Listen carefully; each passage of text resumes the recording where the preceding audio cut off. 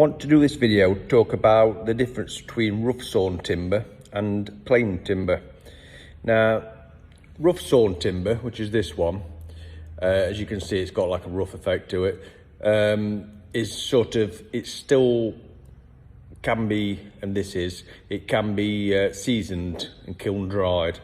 A lot of people think that rough sawn timber is unseasoned timber. That's not true. It's when it's unseasoned, they tend to call it green, like green oak is basically. And what happens if it's not seasoned is you will get movement, twisting, cracking and things like that, a lot more than you would with a seasoned wood.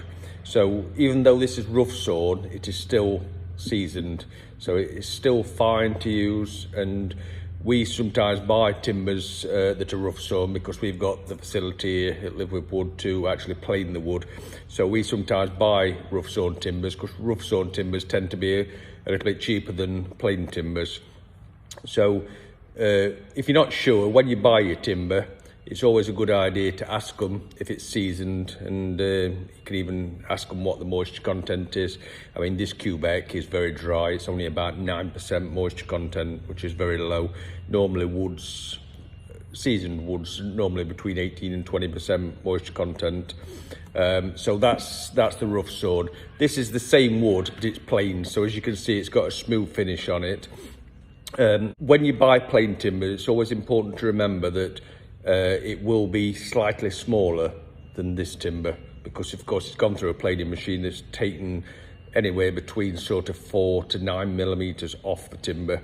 So if you buy, say, let's say you buy a 50 mil by 25 mil timber, which is like a 2x1 in old money.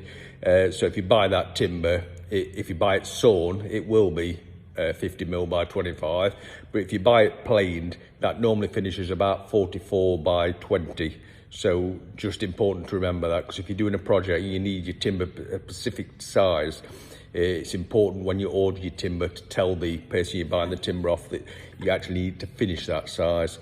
It's what they call in the trade nominal size, which means it was 2x1 or it was 50 by 25. Now it's been planed, it is now 44 by 20, and then that's the nominal. And then the finished size is, if you said I need it to finish 50 mil by 25 mil, and then that would be the finished size after it's been machined.